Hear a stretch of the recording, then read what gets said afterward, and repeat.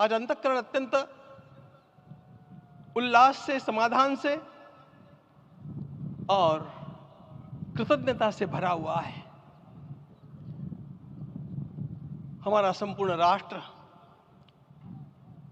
और पूरा विश्व भी आज भगवान श्री राम की प्रतिष्ठा से आलोकित होने का पर्व आरंभ हो चुका है। यह केवल एक मंदिर में एक मूर्ति की प्रतिष्ठा नहीं है, यह इस देश की अस्मिता, इस देश का स्वाभिमान और इस देश का आत्मविश्वास, इसकी प्रतिष्ठा है। 500 वर्षों की प्रतीक्षा के पश्चात यह संभव हो सका। इसके जो अनेक कारण हैं, उनके ऊपर तो आलोक हमारे सारे सम्माननीय अभ्यागत डालेंगे ही। मैं केवल एक काम के लिए यहां पर खड़ा हूं, छोटा सा काम। कारण तो अनेक होते हैं, लेकिन अनेक कारण मिलते मिलते आखिर वे एक विशिष्ट स्तर तक पहुंच जाते हैं और उस स्तर पर कोई महापुरुष हम लोगों को उपलब्ध होता है और उस विभूति के कारण युग परिवर्तित हो जाता है। इस प्रकार का परिवर्तन लाने के लिए अपने जीवन को साधना पड़ता है और इस प्रकार जीवन साधने वाले हमारे इस देश की परंपरा के अनेक महान रत्नों में आज हम लोगों को समय की आवश्यकता, युग की आवश्यकता, सनातन के अंतःकरण की आवश्यकता के रूप में हमारे सम्माननीय प्रधानमंत्री जी प्राप्त हुए हैं।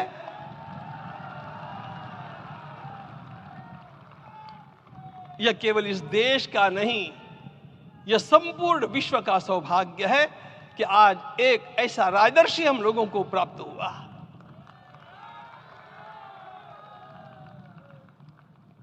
आपके मंगल हाथों से आज प्रतिष्ठा होने की बात थी, वह स्वाभाविक भी था, वो होना ही था मित्रों। लेकिन मुझे इस बात का आश्चर्य हुआ जब मुझे लगभग 20 दिन पूर्व समाचार मिले कि माननीय प्रधानमंत्री जी को इस प्रतिष्ठा के लिए स्वयं अपने लिए क्या क्या अनुष्ठान करके सिद्ध करना चाहिए स्वयं को, उसकी नियमावली आप लिख करके भेजें।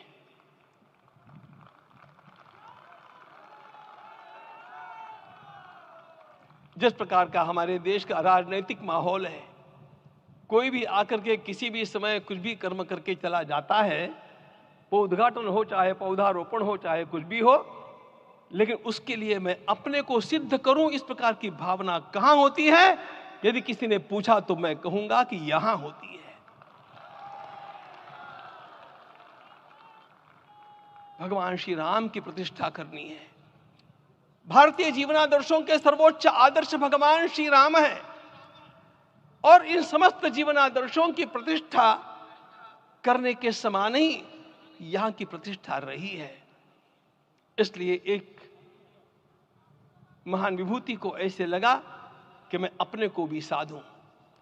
मैं कर्मणा मनसा वाचा, कर्म से, मन से और वाणी से अपने को उसके लिए शुद्ध बनाऊं, सिद्ध बनाऊं, और उसका मार्ग तप ही है। भगवत गीता ने कहा, यज्ञ दान तप कर्म न त्याज्यम कार्यमेव तत्। तप से ही विशेष परिशुद्धि होती है।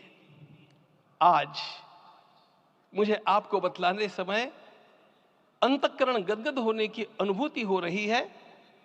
मैंने तो कहा था, हम लोगों ने महापुरुषों से परामर्श करके लिखा था, आपको केवल 3 दिन का उपवास करना है। आपने 11 दिन का संपूर्ण उपोषण किया। हमने 11 दिन एक भुक्त रहने के लिए कहा था, उन्होंने अन्न का ही त्याग कर दिया।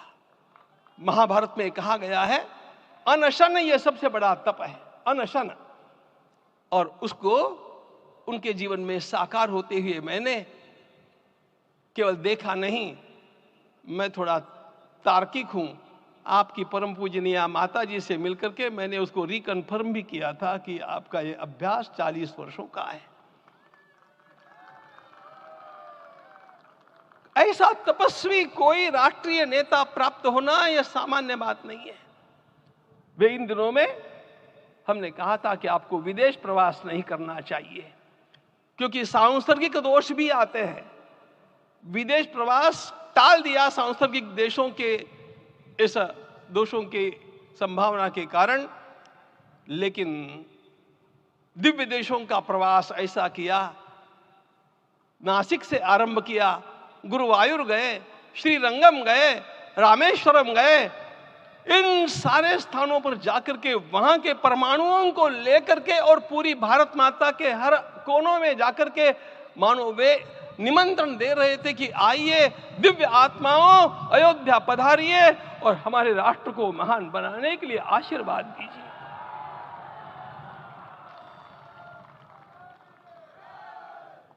हमने केवल कहा था 3 दिनों तक आपको भूमि शयन करना चाहिए। 11 दिनों से आप भूमि शयन कर रहे हैं। इस कड़कड़ाती ठंड में इस प्रकार का शयन करना, मित्रों, ब्रह्मा जी ने सृष्टि को निर्माण किया। उस समय उन्होंने एक शब्द को सुना था। भारत की संस्कृति का सबसे मूल शब्द है तप, तप इति। हमारे पूज्य गुरुदेव के गुरुदेव परम गुरु कहा करते थे, कांची के परमाचार्य जी महाराज, तपश्चर। मैं जब भी उनसे मिलता था वे कहते थे तपश्चर। आज तप की कमी हो गई है और उस तप को हमने साकार आप में देखा। मुझे इस परंपरा को देखते हुए केवल एक राजा याद आता है जिसमें यह सब कुछ था, और उस राजा का नाम छत्रपति शिवाजी महाराज। छत्रपति शिवाजी महाराज। मित्रों, लोगों को पता नहीं है शायद, वे स्वयं जब मल्लिकार्जुन के दर्शन के लिए श्रीशैलम के ऊपर गए, 3 दिन का उपवास किया, 3 दिन शिव मंदिर में रहे, और महाराज ने कहा कि मुझे राज्य नहीं करना है, मुझे संन्यास लेना है, मैं शिव जी की आराधना के लिए जन्मा हूं, मुझे संन्यास लेना है, मुझे वापस मत ले जाइए। इतिहास का वो बड़ा विलक्षण प्रसंग है। उस प्रसंग में उनके सारे ज्येष्ठ मंत्रियों ने उनको समझाया और लौटा करके लाया कि यह भी आपका कार्य भगवत सेवा ही है। आज हम लोगों को उसी प्रकार के एक महापुरुष ऐसे प्राप्त हुए हैं जिसको भगवती जगदम्बा ने स्वयं हिमालय से लौटा करके भेज दिया कि जाओ भारत माता की सेवा करो। तुम्हें भारत माता की सेवा करनी है। मैं अपने को कभी श्रद्धा रखने के बारे में भावुक नहीं पाता हूं, लेकिन कुछ स्थान ऐसे होते हैं जहां पर आदर के साथ अपना मस्तक अपने आप झुक जाता है।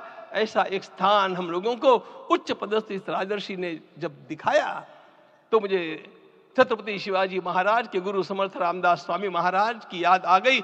उन्होंने शिवाजी का वर्णन किया, निश्चयाचा महामेरु, निश्चयाचा महामेरु, बहुत जनासी आधारू, अखंड स्थितिता निर्धारू, श्रीमंत योगी, श्रीमंत योगी, श्रीमंत योगी। हम लोगों को आज एक श्रीमंत योगी प्राप्त हुआ। आज मैं यहां पर केवल इसलिए खड़ा हूं कि इतने तपस्या के पश्चात इन सारे महात्माओं की अनुमति लेकर के और उनके आशीर्वाद लेकर के उनका यह तप पूर्ण करने के लिए, उसकी सांगता के लिए उनको चरणामृत दिया जा रहा है। आप सबकी सहमति हो तो आप सब लोग ओंकार का घोष करके मुझे सहमति दें।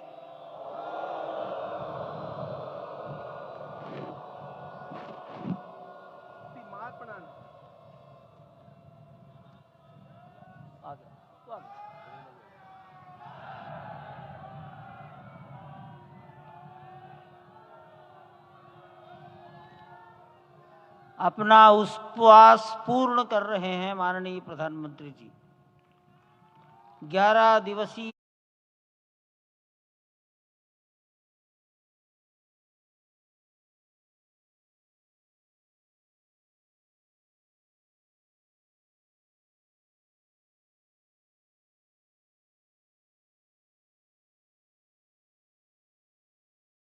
जी महाराज जयराम छावनी अयोध्या के श्री महंत के चरणों में निवेदन करता हूँ आशीर्वचन के लिए।